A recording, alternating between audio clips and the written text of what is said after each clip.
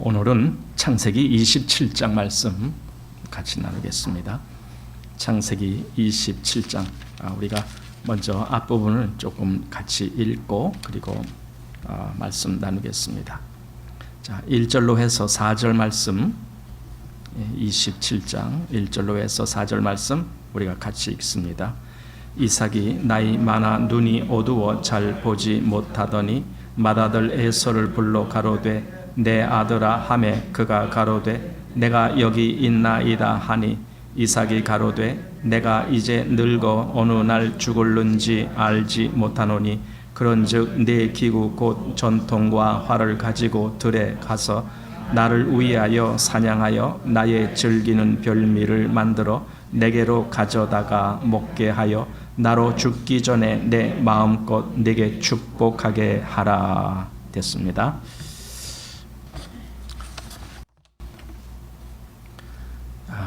27장을 보게 되는데 27장은 우리가 볼 때에 두 가지 보는 각도가 있는데 하나는 이 현실적인 부분 그리고 하나는 미래 예표적인 부분 이렇게 두 가지를 우리가 지금 구별을 해서 보아야 됩니다. 물론 여기뿐만이 아니라 구약 성경의 여러 곳에서 이렇게 현실과 또 미래에 대한 예표로 말씀하는 그런 곳이 많습니다. 그래서 그런 부분들을 잘 분별해 가면서 이제 보아야 혼돈이 없게 됩니다. 만약에 그렇지 못하고 그냥 현실적인 면만 보게 된다면은 그 미래에 나타날 하나님의 이 은혜의 예표를 보지 못하게 되는 거예요. 그러면은 그냥 성경은 하나의 소설밖에 안 돼요. 왜냐하면 그냥 현실에 이런 일이 있었다 저런 일이 있었다 그리고 기록하는 것은 그냥 소설이죠. 반대로 미래적인 면 즉 예표적인 면만을 보게 된다라면은 지금 이 시간에 바로 여기 창세기에서 의미하는 바로 그 시간에 거기에 나타난 사람들의 그 마음에서의 그들의 믿음과 마음이 어떤지 그들의 과연 신앙은 어떤지 이런 면을 이제 볼 눈이 또 감기게 됩니다. 그래서 우리가 이런 부분 볼 때에 현실적인 각도와 그다음에 미래의 예표적인 각도를 분별해 가면서 그 둘을 잘 살펴보아야 됩니다. 자, 여기 1절 말씀 이렇게 되어 있습니다. 이삭이 나이 많아 눈이 어두워 잘 보지 못하더니 맏아들 에서를 불러 가로되 내 아들아 하매 그가 가로되 내가 여기 있나이다 하니 이삭이 나이 많아서 눈이 잘 안 보인다. 이제 사실 하나님의 사람이라고 눈이 안 보이는 그런 고통 고난은 당하지 않을 거야 그러지 않습니다. 하나님의 사람도 나이 들면은 눈도 안 보이게 되고 귀도 안 들리게 되고 점점 기운도 떨어지게 되고 그렇게 됩니다. 그러니까 간혹 그런 분들이 계셔요. 하나님의 사람은 아프지도 않고 하나님의 사람은 어디 고통스러운 것도 없고 잘못도 없고 항상 그렇게 뭔가 최고의 어떤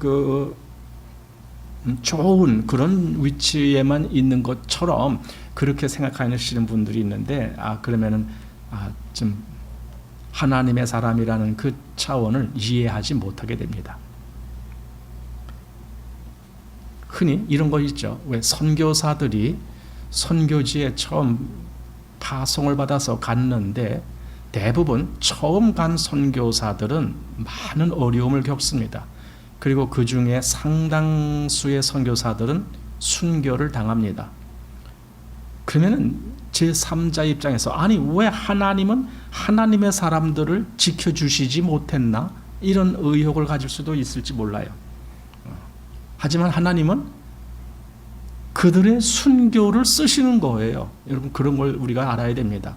하나님은 내가 겪는 어떤 고통도 하나님은 쓰시는 거예요. 내가 앓고 있는 어떤 질병을 통해서도 하나님은 역사하시려고 하는 거예요. 그러니까 내가 꼭 잘되고 편안한 쪽으로만 역사할 거다 그런 생각하시면 안 됩니다.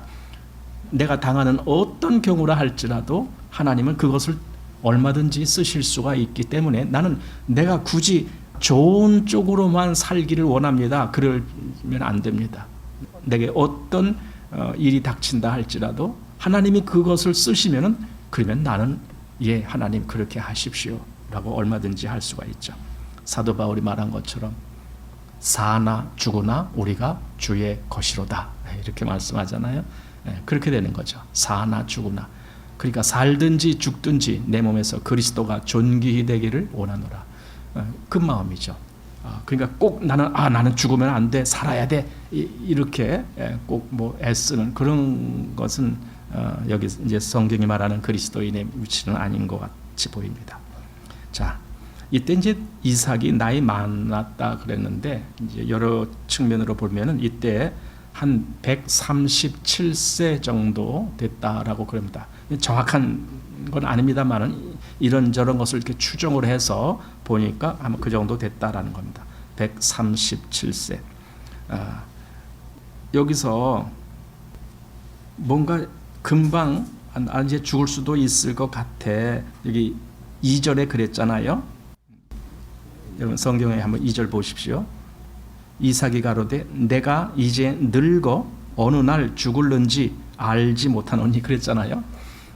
이때가 137세인데 나 언제든지 나 내일이라도 죽을 수 있을 것 같다 뭐 이렇게 이제 말씀한 거예요. 아니 그런데 사실은 이삭이 몇 세에 죽는 줄 아세요? 창세기 35장 28절 보면은 180세에 죽어요. 그러니까 지금 이렇게 나 언제든지 죽을 수 있을 것 같아 라고 말한 그 이후로 43년을 더 살았어요. 그러니까 반평생을 더 산 거예요.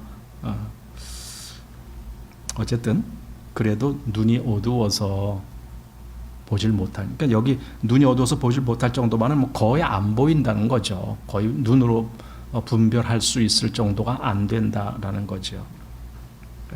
그런데요, 이제 그건 중요하지 않아요. 눈이 안 보일 수도 있고 귀가 안 들릴 수도 있는데 중요한 것은요, 영은 항상 깨어 있어야 돼요. 이게 중요한 거죠. 영은 항상 깨어 있어야 돼요. 그런데 여기 이삭은 영이 깨어 있지 못했던 것 같아요. 뭔가 그의 그 마음에서 육의 기질이 영을 억누른 것 같은 그러한 느낌이 드는 그런 행동을 합니다. 한마디로 믿음에 합당치 못한 그러한 모습을 보게 된다라는 겁니다. 왜냐면은요, 큰아들에게 축복을 내리려고 지금 계획을 하고 있으니까. 이삭이 그거예요. 나는 이제 곧 죽을 수 있을 것 같으니까 큰아들아, 내가 너에게 축복 내리길 원한다. 그러니 너는 사냥해서 별미를 내게 좀 가져와라. 그럼 내가 먹고 너에게 축복하겠다. 지금 그렇게 말하는 거예요. 그렇지만 우리는 이미 앞장들에서 뭘 봅니까? 하나님의 계획, 하나님의 뜻은 큰아들에게 있습니까? 작은아들에게 있습니까? 리브가가 그 쌍둥이를 잉태할 때에 하나님이 하신 말씀이 뭡니까? 큰 자는 작은 자를 섬기리라 그랬잖아요. 그러니까 하나님의 계획은 작은 자에게 있는 것이고 그것은 곧 야곱에게 있는 것인데 이삭이 지금 누구한테 지금 축복을 주려고 그러나 에서에게 축복을 주려고 그런단 말이죠. 그러니까 이삭의 눈이 어둡다가 문제가 아니라 이삭의 영적인 마음의 눈이 그게 어두운 거예요. 그게 더 문제죠. 도대체 이삭은 무슨 의도로 지금 이 말을 하고 무슨 목적으로 에서를 축복하려고 한 것일까? 이 앞에서 우리가 이제 그걸 보잖아요. 이삭은 큰아들을 사랑했는데 왜냐? 그 큰아들이 사냥해 온 고기 그걸 좋아하기 때문에 그래서 큰아들을 사랑했고 리브가는 작은아들 야곱을 사랑하겠다 뭐 그런 얘기가 앞에 있긴 있죠. 그것 때문에 지금 에서를 축복하려고 하는 건지 만약에 그랬다면 진짜 더 한심한 생각이죠. 그게 자기의 육체적인 욕구를 따라서 아들 중에 어떤 아들을 축복한다라는 게 그게 얼마나 한심한 계획입니까?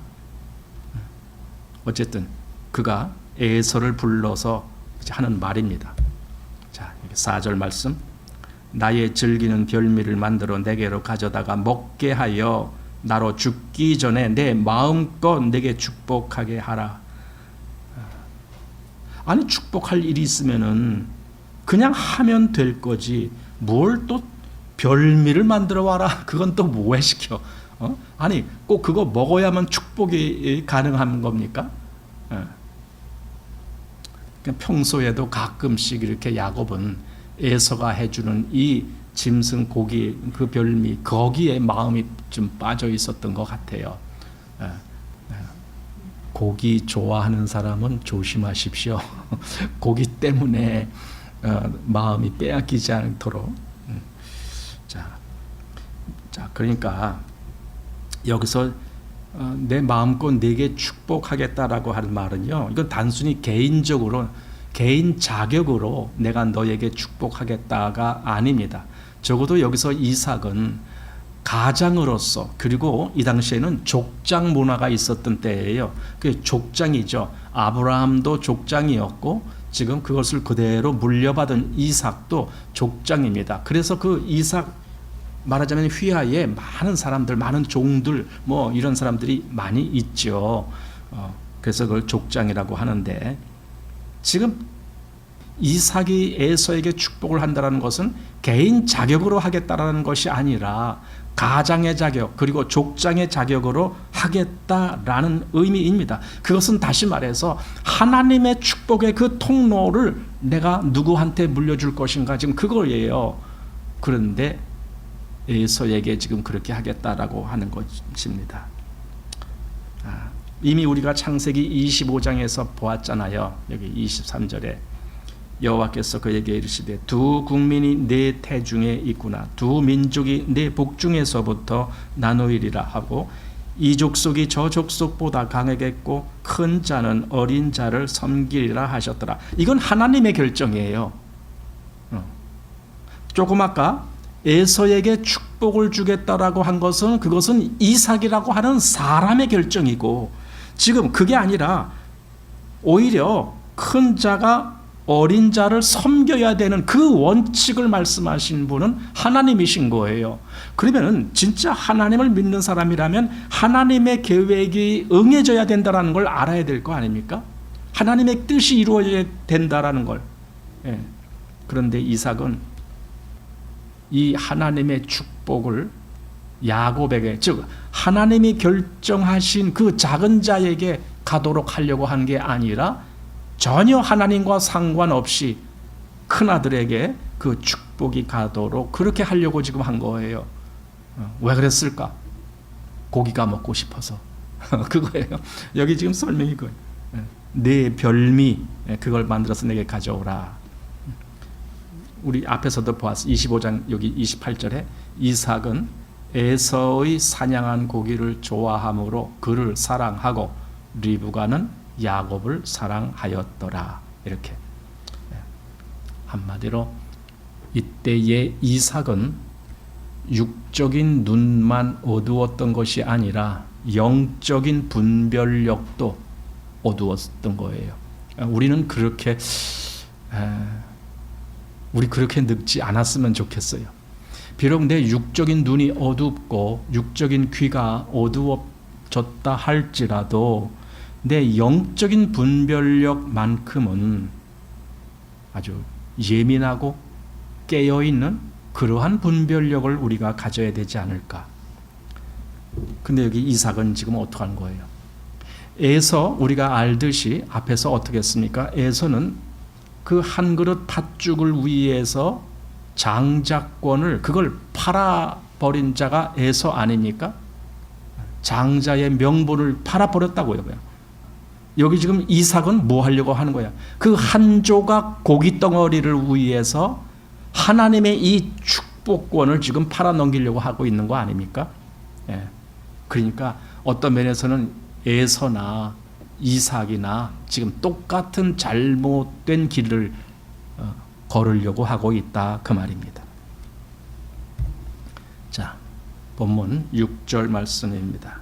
리브가가 그 아들 야곱에게 일러 가로되 네 부친이 네 형 에서에게 말씀하시는 것을 내가 들으니 이르시기를 나를 위하여 사냥하여 가져다가 별미를 만들어 나로 먹게 하여 죽기 전에 여호와 앞에서 내게 축복하게 하라 하셨으니. 예. 여기서 리브가는 또 뭘 지금 하려고 하는 겁니까?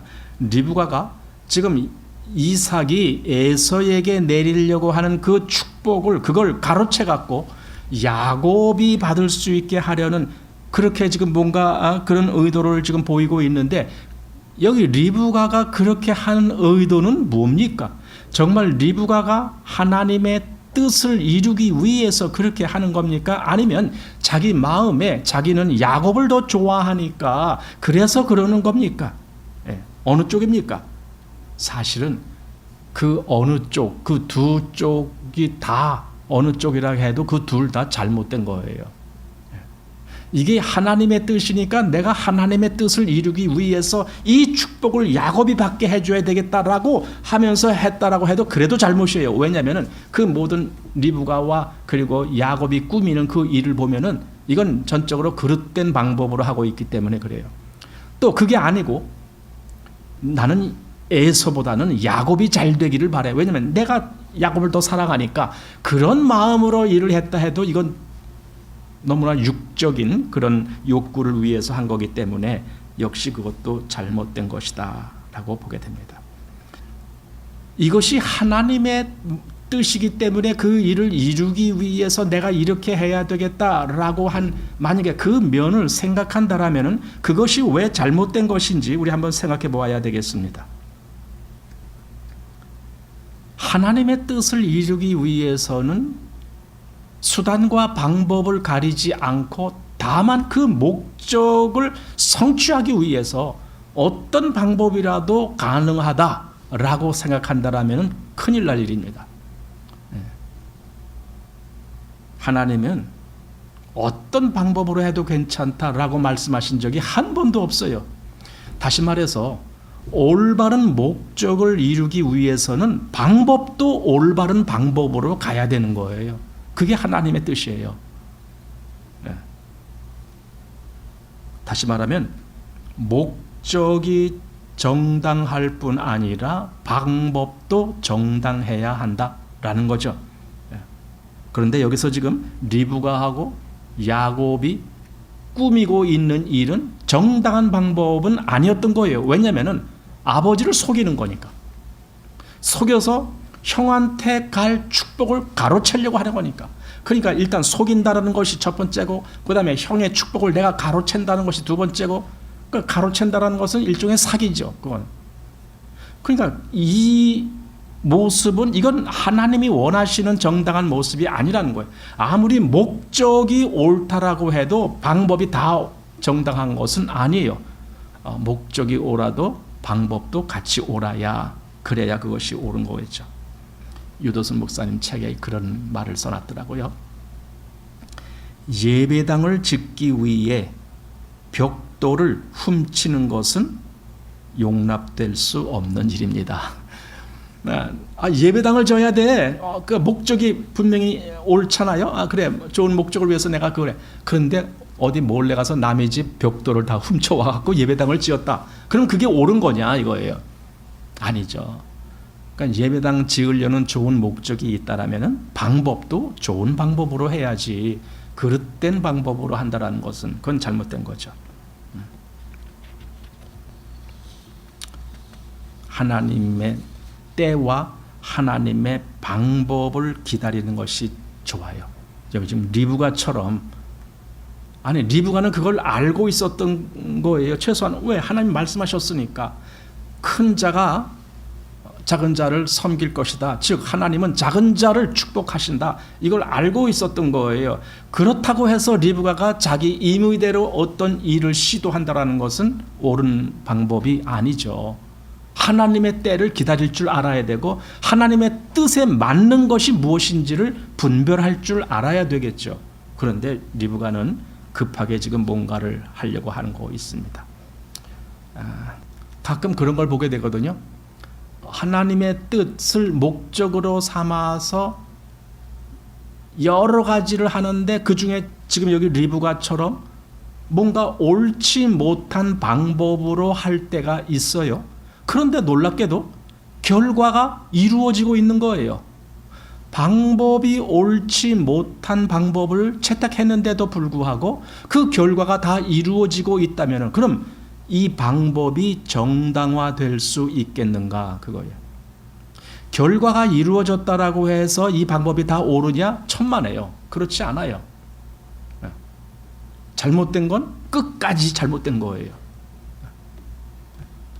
이스라엘이 광야에 있을 때에 우리 고기 좀 줘라, 고기 좀 줘라 하고 소리 질렀죠.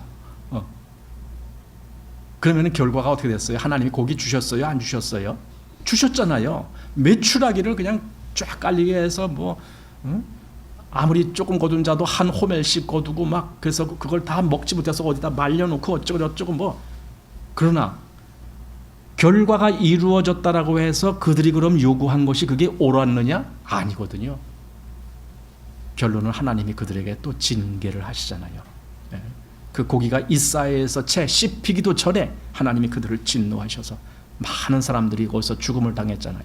그러니까 결과가 이루어졌다라고 해서 모든 방법이 다 정당화되는 건 그건 아니다 그 말이에요. 물론 여기 지금 리브가는 결과까지도 제대로 주어지질 않았어요. 왜냐하면은 그 일 때문에 야곱은 집을 떠나야 했잖아요. 그리고는 다시 보질 못했어요. 야곱을 못 봤어요. 야곱이 외삼촌 집에 가서 20년 동안 있는 동안에 그 동안에 성경에서는 그 얘기를 하고 있지 않지만 여러 정황상 리브가는 그때 죽었을 것이다 이거예요. 성경에 언제 죽었다는 말이 없어요. 몇 살에 죽었다 그 말도 없어요. 하지만 우리가 그 뒤에는 전혀 리브가가 나오지도 않을 뿐더러 여러 가지 정황을 보면은 리브가는 그때 죽었을 것이다. 어쨌든 야곱은 다시는 리브가를 만나질 못했어요. 그럼 뭐예요 그게? 그 가정이 뭐가 된 거예요? 비극이죠. 야곱도 그 외삼촌 집에 가서 엄청 고생을 한 거죠. 물론 그런 고생 이런 걸 다 통해서 하나님은 또 그 모든 것들을 또 쓰시는 그런 과정이 있어요. 그런다라고 해서 그럼 야곱의 고생이 아니냐? 아니죠. 고통은 고통이죠. 자, 여기서 이제 이 축복권에 대해서 잠시 생각해 보면은 여기 가장이나 또는 족장이 축복한다라고 하는 것은 그 당시에 그 문화에 비춰본다라면은 그건 하나님의 축복을 의미하는 거예요. 하나님이 가장과 또는 족장 이들에게 그 하나님의 축복을 빌어줄 수 있는 그러한 어떤 권위를 줬다라고 할까요? 그런 거예요.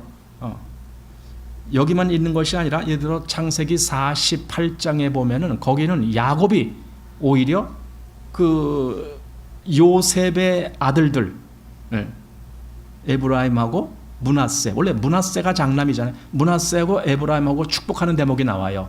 거기 이제 야곱이 숨을 거두기 전에 이제 그도 마지막으로 그렇게 축복을 해준다. 그런데 그때 요셉의 생각에는 아버지 야곱이 내 아들 중에 큰 아들을 좀 더 많이 축복을 해줬으면 좋겠다. 그래서 큰 아들을 아버지 오른손 있는 쪽으로 딱 이렇게 대기해놓고 또 작은 아들 에브라임을 왼손 쪽으로 오면 축복을 오른손이 더 큰 축복 같으니까 그렇게 딱 준비했단 말이죠. 그런데 야곱이 축복할 때 어떻게 했다고요? 손을 이렇게 어긋나게 해갖고 축복해버렸어요. 아니 오른손으로 작은 아들한테 얹고 왼손을 큰 아들한테 얹었다고요. 그러니까 요셉이 깜짝 놀라고 아버지 아닙니다. 얘가 큰 아들입니다. 다시 해 주십시오. 이렇게 손이 지금 잘못 갔습니다. 이렇게 해야 됩니다. 그랬더니 야곱이 뭐라 그래요? 나도 알아. 그러니까 떠들지 마. 난 알고 지금 그렇게 하는 거야. 이거예요. 그런데 여기서 그게 그렇게 중요한가? 그 아버지가 그 가장이 지금 죽기 전에 그렇게 축복하는 그 축복의 권세에 무슨 의미가 있다고 그들이 그렇게 중요하게 다루고 있느냐 이거죠. 근데 보세요. 하나님의 역사에서는 그런 것이 있어요. 가정에서 뭐 크게는 뭐 여기 뭐 족장 이렇게 나왔지만 족장은 생각 안 한다고 쳐도 가정에서 가장을 통한 그 가정 전체에 하나님이 어떤 역사를 하시느냐는 대단히 중요한 그 질서가 있는 거예요. 가장에게 그 모든 권한이 주어지는 거예요. 또 부모와 자녀 이런 관계라면 당연히 부모가 그 모든 권한을 갖는 거예요. 이것이 하나님의 가정이에요. 그런 의미에서 여기 축복권이라고 하는 것은 상당히 의미가 있는 것이고, 그리고 그 축복권에 의해서 실제로 하나님의 축복이 가기도 하고 가지 않기도 하고 이런 경우를 보게 되는 거예요. 만약에 여기서 저주를 내렸다 그럼 실제로 저주를 받는 거예요. 그만큼 이 권위가 중요한 것이다 라는 의미가 됩니다. 그러니까 예를 들어 잘못된 어떤 권위 사용, 사울 왕이 그랬죠. 오늘날 해가 지기 전에 뭐 먹으면은 죽는다라고 그 블레셋하고 싸우다 그런 적 있죠. 근데 누가 먹었어요? 요나단이 그 지팡이 끝에 꿀을 하나 찍어다가 먹었다고. 그러니까 넌 죽어야 돼 그랬잖아요. 그러나 비록 사울이, 우리가 볼 때 사울이라는 임금이 뭐 그렇게 대단한 영적인 의미가 있는 임금도 아님에도 불구하고 최소한 그 집의 가장이고 한 나라의 임금이란 말이에요. 그런데 그가 말한 것에 대해서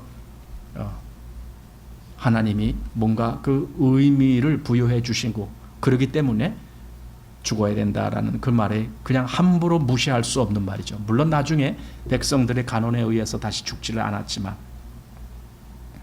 자, 이렇게 이제 현실적인 면에서는 이삭도 그랬고 또 리브가도 그랬고 그들의 처신에서는 뭔가 육적인 면으로 지금 치닫고 있다라고 하는 것을 보게 되는 겁니다. 하지만 제가 아까 시작하면서 이 현 시점에서의 그런 각도, 그런 것만 보질 말고 또 다른 각도가 있는데 미래 예표적인 각도가 있다. 그 각도에서도 우리가 보아야 된다 이거죠. 그러면 여기 지금 리브가가 지금 뭔가 일을 꾸미고 있는 그 일 속에 미래 예표적인 것이 여기 담겨져 있기 때문에 우리가 그 각도도 한번 보아야 된다는 겁니다. 자, 한번 여기 13절 말씀 보겠습니다. 어미가 그에게 이르되 내 아들아 너의 저주는 내게로 돌리리니 내 말만 좇고 가서 가져오라. 그러니까 네가 가서 그 양 한 마리 가져오면은 내가 요리를 할 테니까 네가 그걸 가지고 아버지한테 가서 아버지한테 드리고 네가 축복을 받아. 지금 그거잖아요. 네가 큰아들이라고 속이고 그거예요. 지금 그건. 그래서 가져와라. 지금 이렇게 합니다. 자, 그런데 여기 리브가가 무슨 말을 하냐면 내 아들아 너의 저주는 내게로 돌리리니, 그러니까 그 아들이 어머니 만약에 내가 형 흉내를 내다가 혹 들켜버리면은 축복은 고사하고 저주 받을 수도 있지 않습니까?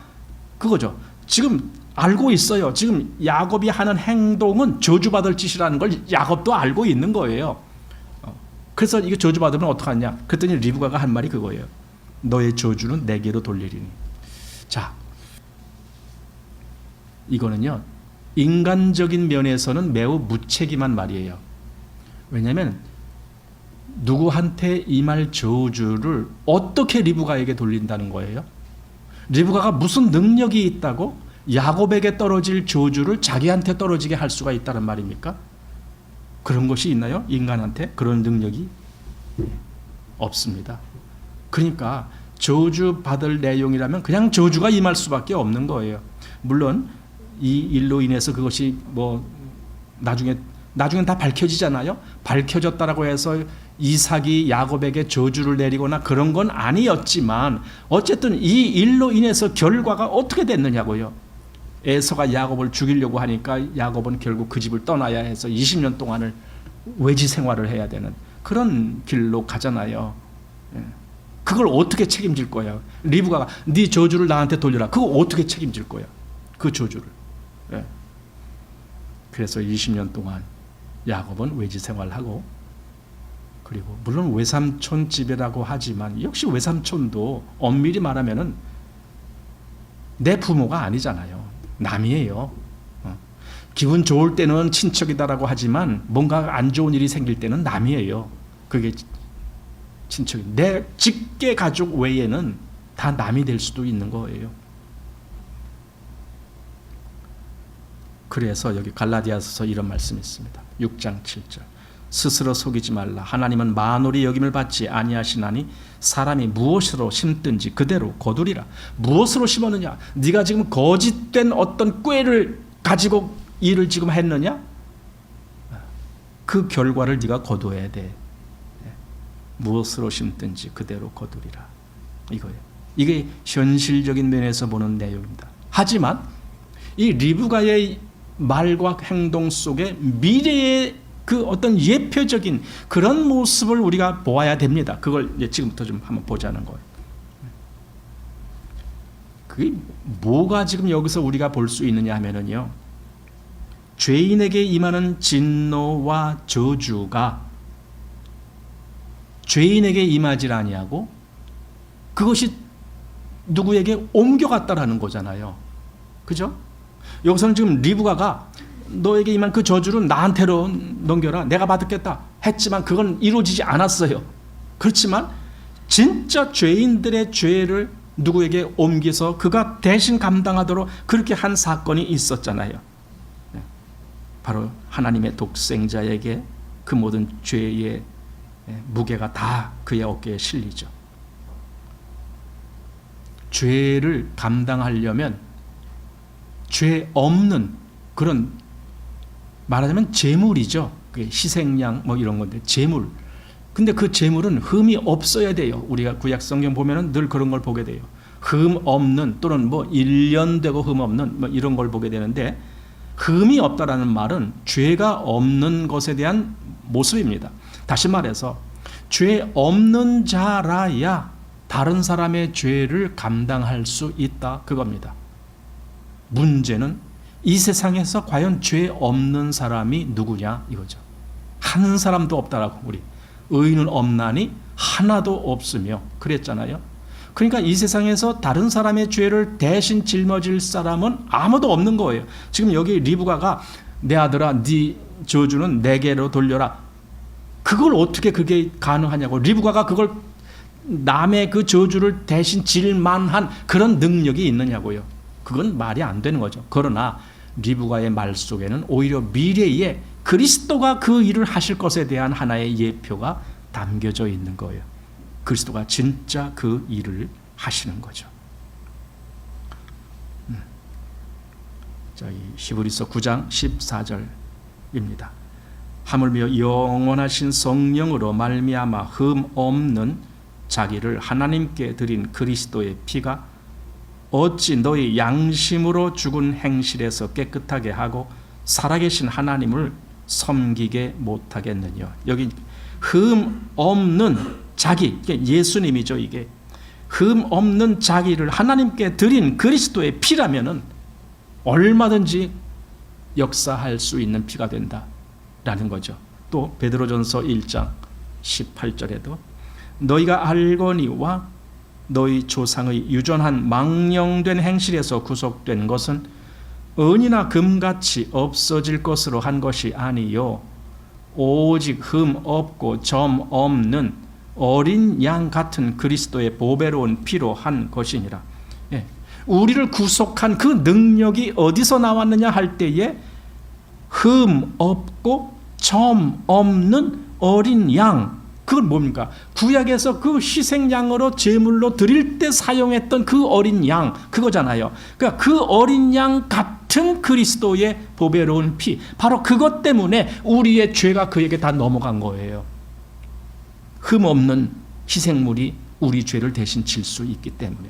그래서 우리 잘 아는 이사야서 53장 5절에 그가 찔림은 우리의 허물을 인하며 그가 상함은 우리의 죄악을 인함이라 하고 그가 징계를 받음으로 우리가 평화를 누리고. 자, 이게 뭔가 지금 이게 치환된다는 거예요. 원래는 우리가 징계를 받아야 될 문제였는데, 왜? 우리가 죄인이니까. 그런데 그가 징계를 받음으로 우리는 평화를 누린다, 이거예요. 이게 싹 바뀌는 거예요. 위치가 바뀌는 거예요. 또 그가 채찍에 맞음으로 우리가 나음을 입었도다, 이거죠. 그 저주를 그리스도가 대신 지셨기 때문에 내가 져야 될, 내가 감당해야 될 그 저주가 남아있지 않은 거예요. 그래서 우리가 나음을 입었다 그 말이에요. 이게 치환이라는 거예요. 그리스도는 그러실 수 있었어요. 그러나 아까 리브가는 그럴 자격이 없었어요. 어떻게 야곱의 저주를 자기가 감당합니까? 못하죠. 오직 그리스도, 점 없고 흠 없는 어린 양 같은 그리스도의 보배로운 피라야만이 이 일이 가능한 거죠. 자, 그리고 그 밑에 8절, 그가 곤욕과 신문을 당하고 끌려갔으니 그 세대 중에 누가 생각하기를 그가 산자의 땅에서 끊어지면 마땅히 형벌받을 내 백성의 허물을 인함이라 하였으리요. 그가 이 땅에서 죽임을 당한, 여기서 끊어진단 말이 죽임을 당한다 그 말인데, 이 땅에서 죽임을 당한 그 이유가 뭐냐 했을 때 마땅히 형벌받을 내 백성, 사실은 마땅히 그들이 형벌을 받아야 돼. 다시 말하면 마땅히 우리가 형벌을 받았어야 되는 문제란 말이에요. 근데 그 백성의 허물 때문에 누가 대신 형벌을 받은 건가? 그리스도가. 지금 그 문제잖아요. 그 문제를 우리가 지금 리브가가 너에게 임할 그 저주는 내게로 돌려라 하는 그 말 속에서 우리가 지금 이 의미를, 미래에 되어질 이 일을 생각해 본다라는 겁니다. 요한복음 1장입니다. 29절에 이튿날 요한이 예수께서 자기에게 나아오심을 보고 가로되 보라 세상 죄를 지고 가는 하나님의 어린 양이로다. 세상 죄를 그가 대신 지고 가요. 누가? 하나님의 어린 양이. 하나님의 어린 양, 바로 그리스도 예수신데 그가 하나님의 어린 양처럼 희생양이 되어서 세상 죄를 지고 간다. 그러니까 사실 성경에서 이 큰 원리가 바로 이 문제입니다. 그가 세상 죄를 지셨다는 거예요. 그가 지금 리브가를 통해서 한마디 내 아들아 네게 오는 저주는 내게로 돌려라 이렇게 한 말이었지만, 그러나 그 말 속에 하나님의 큰 어떤 그 역사의 모습이 우리가 볼 수 있는 모습으로 거기 있는 겁니다. 또 베드로전서 2장 24절에 친히 나무에 달려 그 몸으로 우리 죄를 담당하셨으니 이는 우리로 죄에 대하여 죽고 의에 대하여 살게 하려 하심이라. 저가 채찍에 맞음으로 너희는 나음을 얻었나니. 그가 친히 나무에 달려 그 몸으로 우리 죄를 담당하셨으니, 분명히 말하는 거예요. 그가 우리 죄를 담당하셨어. 그거예요. 담당하셨어. 그가 대신 짊어지셨다 그 말입니다. 그럼 내가 짊어질 문제는 남아있지 않은 거예요. 왜냐하면 그가 온전하게 그 문제를 처리하셨기 때문에. 바로 그 문제입니다. 그것이 우리가 지금 리브가의 말을 통해서 미래의 예표적으로 이 모습을 보게 되는 겁니다. 자, 다시 본문 15절 말씀 보겠습니다. 리브가가 집 안 자기 처소에 있는 맏아들 에서의 좋은 의복을 취하여 작은 아들 야곱에게 입히고 또 염소 새끼 가죽으로 그 손과 목의 매끈매끈한 곳에 꾸미고, 한마디로 에서처럼 꾸미는 거예요. 야곱을 에서처럼. 왜냐하면 아버지 이삭이 에서에게 축복을 내린다라고 했으니까 야곱아 너는 에서처럼 꾸며야 돼. 지금 그렇게 하고 있는 겁니다. 이 야곱이 에서의 옷을 입고 또는 여기 뭡니까 염소 새끼 가죽으로 몸을 덮고 한 이런 모습은 야곱의 본래 모습에 뭔가로 지금 덮어놓는 거 아닙니까? 가리우는 거 아닙니까? 왜 그렇습니까? 본래의 모습이 드러나지 않게 하려고. 본래가 뭔데? 야곱이니까. 그럼 우리 본래의 나는 뭔데? 난 죄인이니까. 근데 내가 뭔가로 이렇게 더 씌워지는 거죠. 그래야 하나님이 날 보실 때 본래의 죄의 모습인 나를 보시는 게 아니라 덧씌워진 그 모습을 보시고 나를 그렇게 평가해 주시겠다 그거잖아요. 이걸 보고 우리는 의의 옷이라고 얘기합니다. 하나님이 내게 의의 옷을 덧입혀 주시는 거예요. 죄인인 나에게 의의 옷을 입혀 주심으로 인해서 나를 의인처럼 보아주시겠다라는 겁니다. 이사야서 61장 보십시오. 10절 내가 여호와로 인하여 크게 기뻐하며 내 영혼이 나의 하나님으로 인하여 즐거워하리니 이는 그가 구원의 옷으로 내게 입히시며 의의 겉옷으로 내게 더하심이 신랑이 사모를 쓰며 신부가 자기 보모를 단장함 같게 하셨습니다. 뭔가 신랑 신부가 혼인하는 그 날에는 최고의 그 아름다운 옷을 입고 최고의 아름다운 장식으로 꾸미고 하잖아요. 본래의 모습이 싹 없어졌잖아요. 그 결혼하는 때 보면은 저게 누구야? 이렇게 얼굴이 바뀌어요. 얼굴만 바뀌는 것이 아니라 하여튼 몸 전체가 바뀌어요. 가끔 보면은 그 신랑 신부만 바뀌는 것이 아니라 그 신랑 신부의 어머니들도 바뀌더라고요. 요즘 가면은. 그래서 내가 평소에 알던 사람이 아니야. 다른 사람 같아. 막 이렇게 꾸미는 거예요. 예, 꾸미는 거예요. 그런데 여기서 말한 것은요. 그 죄인이 의의 옷을, 여기 구원의 옷, 또 의의 겉옷, 그걸 입는 거예요. 마치 신랑이 그 아주 아름다운 예복을 입는 것처럼 죄인이 구원의 옷, 의의 겉옷, 그것을 입으니까 하나님 보실 때에는 나를 의인처럼 보신다, 그 말이죠. 자, 그래서 갈라디아서 3장 26절, 너희가 다 믿음으로 말미암아 그리스도 예수 안에서 하나님의 아들이 되었으니, 그래서 누구든지 그리스도와 합하여 세례를 받은 자는 그리스도로 옷 입었느니라, 이렇게 되죠. 그리스도로 옷 입었다라는 것은 물론 하나님이 보실 때에도 그렇게 보시지만은 문제는 내가 행동할 때에도 그렇게 행동하는 거예요. 그리스도처럼. 아까 에서로 꾸민 야곱이 누구처럼 행동했어요? 에서처럼 행동하는 거예요. 그 아버지 이삭이 너 누구냐 할 때 내가 맏아들 에서입니다, 그렇게 얘기를 하잖아요. 에서처럼 꾸미는 거예요. 예. 옷만 입고 간 것이 다가 아니라. 자, 보면 27절 보십시오. 그가 가까이 가서 그에게 입맞추니 아비가 그 옷의 향취를 맡고 그에게 축복하여 가로되 내 아들의 향취는 여호와의 복 주신 밭의 향취로다. 그 옷, 에서의 옷을 입었죠 지금. 그러니까 에서처럼 지금 행동을 하고 있는 거예요. 그래서 그 아버지가 그를 에서로 보았습니다. 자, 여기 여호와의 복 주신 밭, 사실 이게 무슨 뜻이냐면은 이건 미래를 볼 때 이건 가나안을 의미하는 거예요. 이스라엘에게 하나님이 복 주신 그 땅은 가나안 땅을 의미하는 거예요. 요즘 아주 그 가나안 지역에 아주 그 여러 가지의 변화가 많죠. 뭐 전쟁을 한다, 또 뭐 휴전을 한다, 또 그 휴전을 끝내니까 또 이쪽, 또 뭐 하마스 쪽을 또 뭐 어떻게 한다, 뭐 지금 계속 이스라엘이 지금 엄청 바쁘게 왔다 갔다 하고 있는데 어쨌든 그쪽 지역, 거의 가나안 땅 그겁니다. 예.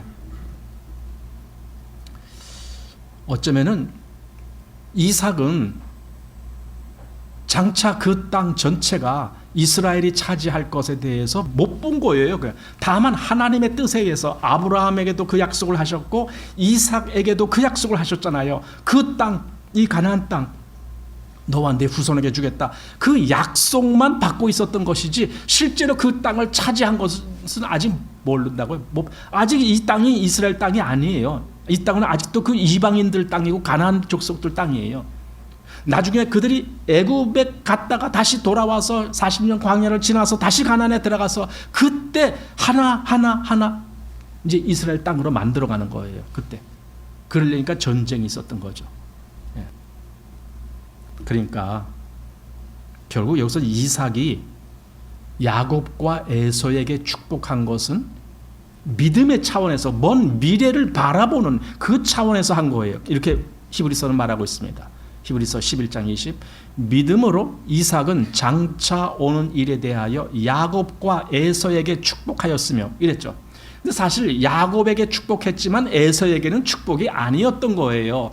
그러니까 야곱과 에서라는 그 두 아들에게 한꺼번에 지금 표현을 하려니까 이렇게 얘기를 한 것이죠. 오히려 에서는 야곱을 섬기는 자로 그렇게 될 것을 선포해 버렸잖아요. 여기서.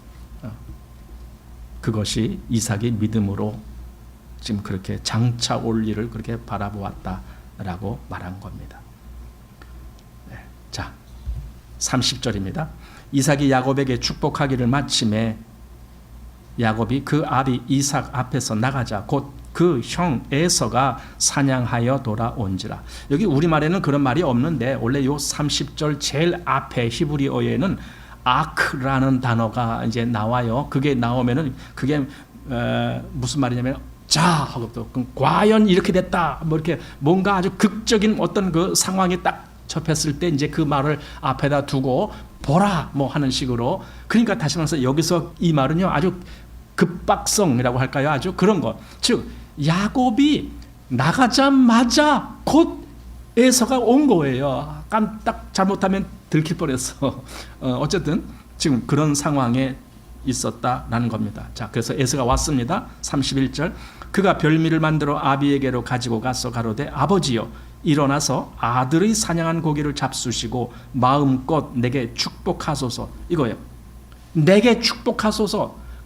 에서가 아니 이때는 또 축복을 받고 싶어서 내게 축복해달라고 그렇게 요구를 합니다. 아니 그 앞에서 장자권을 그걸 팔 때는 지금 이 마음이 아니었잖아요. 그때는 뭐 축복이고 뭐고 사실은 이 축복권이 장자를 통해서 오는 거거든요. 지난번에도 봤지만은 이 상속이 장자에게 2배로 가게 돼 있고 그러잖아요. 그건 이제 장자 통해서 이 축복권이 계속 이어지는 건데 그때는 장자권을 개팽개치고 지금 와서 내게 축복하소서 이렇게 말한다는 것이 얼마나 이게 앞뒤가 안 맞는 처사입니까?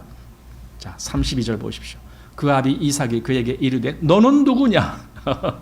이 말 참, 너는 누구냐? 그가 대답하되 나는 아버지의 아들 곧 아버지의 맏아들 에서로소이다. 자, 여기서 내가 아버지의 맏아들, 한마디로 내가 아버지의 장자입니다. 내가 장자 에서입니다. 여러분 이 말을 하는데 이게 얼마나 지금 속으로 우스운 말을 하고 있는 거예요. 왜냐면 너 장자권 팔았잖아. 그런데 어떻게 네가 너를 맏아들이라고 하냐? 옛날에 장자였는데 지금은 아닙니다. 차라리 그래야지. 그러니까 장자권을 팔아넘긴 주제에 어떻게 자기를 내가 맏아들입니다라고 그렇게 말을 했느냐 이거죠. 그 장자권 팔아넘긴 거는 야곱하고 에서 그 두 사이에만 있었던 일이고 여기 지금 이삭하고는 아무 상관없어. 이삭은 그것도 모를 거야. 지금 그러고 이렇게 떠드는 겁니까? 아니죠. 그 모든 일에 하나님이 보고 계시죠. 그러니까 에서는 정말 이런 모든 면에 있어서 굉장히 잘못 행한 그런 모습, 아주 어처구니 없는 행동을 한 모습 보게 된다 그 말입니다. 33절입니다. 이삭이 크게 떨며 가로되 그런즉 사냥한 고기를 내게 가져온 자가 누구냐? 너 오기 전에 내가 다 먹고 그를 위하여 축복하였은즉 그가 정령 복을 받을 것이니라. 네. 이삭이 여기 심히 크게 떨며 뭔가 크게 잘못됐다라는 것을 딱 인식하는 순간에 막 부르르 떠는 거죠. 크게 뭔가 잘못됐네. 아니 그럼 내가 조금 아까 축복해 준 애는 누구야 그럼? 걔는 나는 걔가 애선 줄 알고 축복을 다 해줬는데 지금 보니까 에서가 이제 왔네. 뭐가 크게 잘못됐구나. 아, 내가 뭔가 큰 잘못을 저질렀구나. 내가 뭔가 큰 실수를 했구나. 칼빈의 주석을 보면은 여기 이렇게 표현했습니다. 이삭은 이 사건을 통해 하나님의 예정을 깨달았으며 에서를 축복하려 했던 자신의 실수로 인하여 거룩한 두려움에 사로잡혔을 것이다. 그러니까 여기서 이삭은요 한마디로 이때 비로소 아차, 그러니까 자기가 실수했다라는 그것만 깨달은 것이 아니라 진짜 하나님의 축복은 야곱에게 가야 되는 거구나. 그걸 깨달았다는 거예요. 진짜. 왜냐면 이미 앞에서 하나님이 큰 자가 어린 자를 섬길 것이다라고 이미 선포해 버렸기 때문에 하나님의 축복은 작은 자, 즉 야곱에게 가야 되는 것인데 내가 그동안 뭔가 깜빡하고 큰 자를 축복하려고 했더니 하나님이 작은 자에게 축복이 가게 하셨네. 지금 이걸 이삭이 깨닫고 아마 그것 때문에 어이구 내가 너무나 큰 잘못을 저질렀구나. 그래서 떨지 않았는가. 지금 그런 식으로 말씀을 합니다. 자, 34절. 에서가 그 아비의 말을 듣고 방성대고 가며 아비에게 이르되 내 아버지여 내게 축복하소서. 내게도 그리하소서. 그러니까 왜 이렇게 아버지의 축복을 받으려고 그렇게 지금 애쓰느냐. 그 축복권이 가장 또는 족장을 통해서 내려오는 그 권위가 그 당시에 얼마든지 하나님도 그 권위를 사용해서 축복을 내리게 하시고 또 모든 사람들이 그 권위를 인정하는 그런 위치에 있기 때문에 아버지의 축복을 받지 못하면은 나는 영영 축복을 못 받는다. 이런 인식이 있었을 때거든요. 그러니까 여기서 지금 이삭이 아무리 축복하고 싶어도 이미 내 축복은 야곱한테 갔어. 이미 갔어. 그러니까 이삭도 그걸 함부로 변개하지 못하는 거예요. 왜냐하면 그 축복하는 그 행위는 하나님의 권위로 그렇게 한 거기 때문에 그걸 자기 마음대로 이랬다 저랬다 가능합니까? 그러니 여기 지금 에서는 축복받을 길이 아예 지금 없어진 거잖아요. 그래서 여기 히브리서 이렇게 말하는 겁니다. 12장 16절 음행하는 자와 혹 한 그릇 식물을 위하여 장자의 명분을 판 에서와 같이 망령된 자가 있을까 두려워하라. 너희 아는 바와 같이 저가 그 후에 축복을 기업으로 받으려고 눈물을 흘리며 구하되 버린 바가 되어 회개할 기회를 얻지 못하였느니라. 이렇게 된 거예요. 그래서 야곱에게 간 축복이 다시 취소되지 않아요. 그냥 그걸로 끝난 거예요. 그러니까 이 기회라는 것은 얼마나 중요한 문제인가. 자, 본문 다시 35절 이삭이 가로되 네 아우가 간교하게 와서 내 복을 빼앗았도다. 예, 야곱이 빼앗은 거래. 빼앗은 거나 마찬가지. 인간적으로 볼 때는 사기치고 거짓말로 해서 빼앗았지만 하나님의 섭리 속에서 볼 때에는 이게 천국을 차지하는 사람의 모습이에요. 왜냐하면 천국은 누구한테 침노를 당해요? 침노하는 자에게. 여기 마태복음 11장 12절 세례 요한의 때부터 지금까지 천국은 침노를 당하나니 침노하는 자는 빼앗느니라. 천국은요 그저 가만히 그냥 뭐 어리벌벌이 이러고 차지하는 게 아니에요. 정말 강하게 그 천국을 차지할 마음으로 가는 사람, 그가 이 천국을 차지한다라는 말입니다. 자, 또 히브리서 4장 11절 그러므로 우리가 저 안식에 들어가기를 힘쓸지니 이는 누구든지 저 순정치 아니하는 본에 빠지지 않게 하려 함이라. 우리가 저 안식에 들어가기 위해서는 여기 말한 대로 힘쓸지니 그 마음에 그걸 갈망하는 그런 마음도 없이 뭘 얻겠다라고 한다는 것은 잘못이죠. 예, 본문 36절 보십시오. 에서가 가로되 그의 이름을 야곱이라 함이 합당치 아니하니까 그가 나를 속임이 이것이 두 번째니이다. 전에는 나의 장자의 명분을 빼앗고 이제는 내 복을 빼앗았나이다. 또 가로되 아버지여 나를 위하여 빌복을 남기지 아니하셨나이까. 이건 완전히 인간적인 에서의 생각입니다. 장자권은 에서가 기꺼이 그래 내 장자권 네가 가져가 그 대신 팥죽이나 한 그릇 줘. 지가 그렇게 자의적으로 팔아 넘기고 그리고 이제 와서 그것을 야곱이 그걸 빼앗아 갔다라고 핑계대고 있어요. 빼앗아 간 겁니까? 둘이 약속해서 거래한 거잖아요. 그래놓고는 야곱이 그걸 빼앗아 갔다라고 지금 그렇게 말하고 있습니다. 장자의 축복권은 이미 야곱에게 넘어간 겁니다. 즉 에서는 축복권을 상실해 버렸습니다. 자, 37절 이삭이 에서에게 대답하여 가로되 내가 그를 너의 주로 세우고 그 모든 형제를 내가 그에게 종으로 주었으며 곡식과 포도주를 그에게 공급하였으니 내 아들아 내가 네게 무엇을 할 수 있으랴. 이거예요. 아무리 이삭이 주고 싶어도 에서에게 주고 싶어도 이삭도 할 수 없는 일이에요. 그 문제는 이게 하나님의 권위를 사용하는 사람은 그래야 되는 거예요. 함부로 이랬다 저랬다 할 수가 없는 거예요. 아무리 그게 구두로 축복을 했잖아요. 뭐 문서를 해서 각서를 쓴 것도 아니잖아요. 그냥 야곱에게 이삭이 축복해줬단 말이죠. 구두로. 하지만 그 구두로 한 것조차도 마치 문서와 같이 아주 중요한 의미로 그렇게 된 거다라는 의미가 되는 겁니다.